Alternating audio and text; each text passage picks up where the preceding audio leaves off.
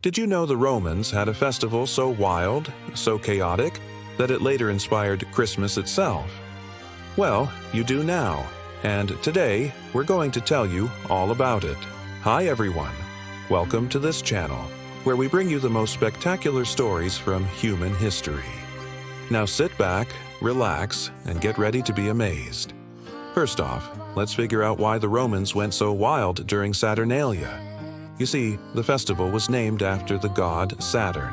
He was one of the most important deities in Roman religion, especially among the lower classes. Why? Well, that's because Saturn was linked to agriculture and the cycle of the seasons. As the year drew to a close and winter arrived, people worried about the coming harvest. Would it be plentiful? Would their crops die? In a world without modern farming technology, this was a valid concern. So Saturnalia, which took place at the winter solstice, was a celebration of the rebirth of the sun and the promise of spring and a new harvest.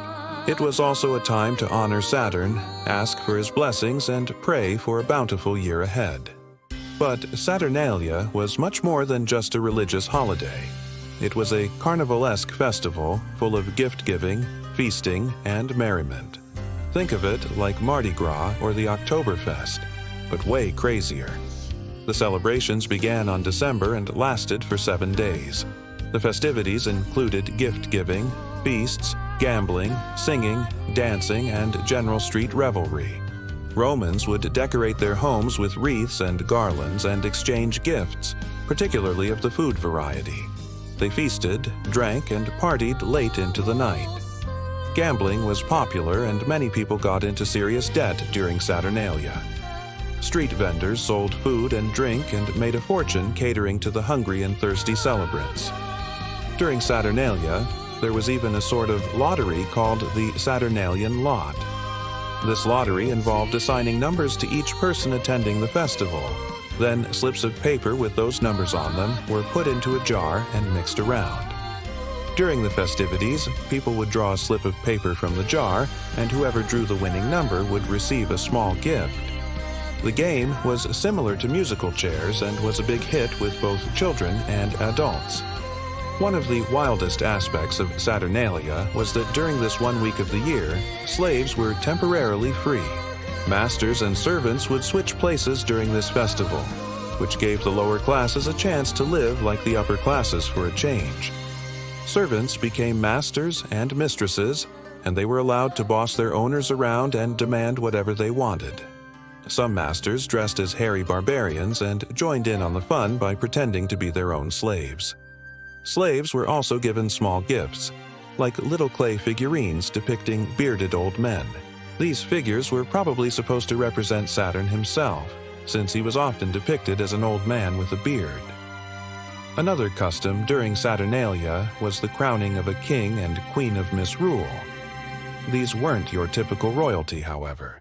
The king was usually a low-born commoner, and the queen was often a woman who had been married 3 times. These royals presided over the festivities and helped hand out prizes to the winners of games and competitions.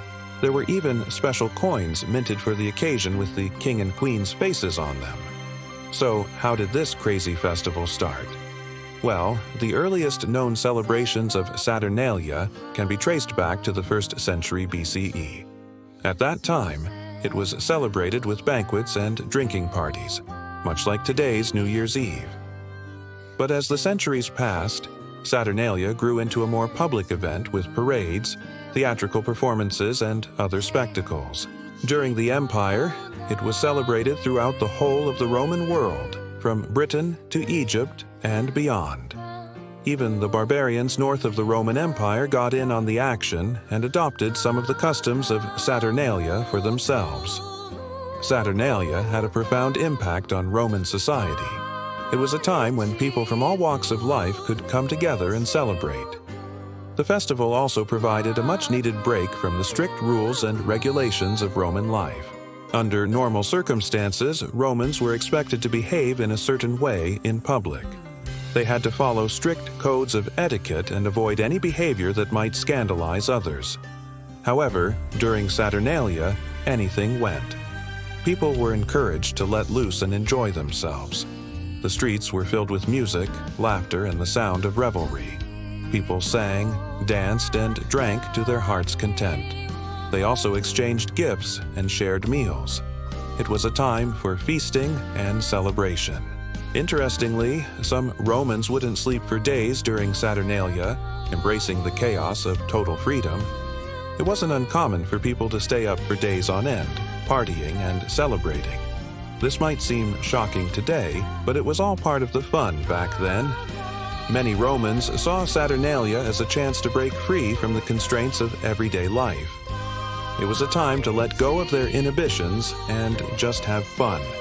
And what better way to do that than by staying up for days on end and partying? Of course, not everyone took things to such an extreme. Most people still slept at some point during the festival, but many did stay up for at least part of it. When you think about it, Saturnalia was kind of like ancient Rome's version of Christmas. There were lights and decorations, gifts and feasting, a festive spirit of goodwill toward all men. In fact, some historians believe that Christmas was modeled after Saturnalia when it came to gift-giving and feasting. This makes sense considering that many Christians were former pagans who had converted to the new faith. They brought many of their old traditions with them, including the celebration of Saturnalia. Over time, these traditions blended together and eventually gave rise to the Christmas we celebrate today. However, Saturnalia didn't last forever. As Christianity spread throughout the Roman Empire, it gradually replaced traditional pagan holidays like Saturnalia. By the Middle Ages, Saturnalia was all but forgotten. Nonetheless, the influence of Saturnalia can still be seen in many modern-day celebrations such as New Year's Eve and Christmas. The tradition of gift-giving, feasting, and general merriment is a direct descendant of the Roman festival. In fact, many people celebrate Saturnalia every year without even realizing it. There are many theories as to why Saturnalia faded away. One popular theory is that the rise of Christianity had something to do with it. As Christianity spread throughout the Roman Empire, traditional pagan holidays like Saturnalia fell out of favor. Another theory is that Saturnalia simply evolved into a different kind of celebration. Over time, the focus shifted from religious observance to more secular revelry. Eventually, Saturnalia became nothing more than a drunken excuse for debauchery. But before we wrap up, let's talk about how you can keep the spirit of Saturnalia alive. If you enjoyed learning about this ancient festival, then we have the perfect way for you to do just that.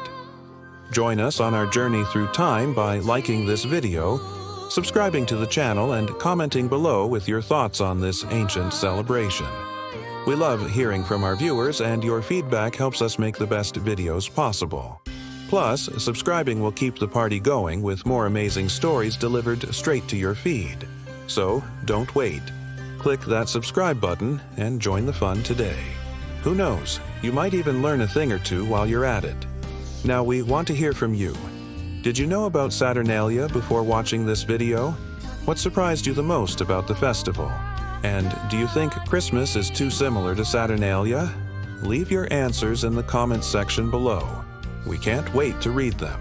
And if you enjoyed this video, then be sure to check out more stories from human history.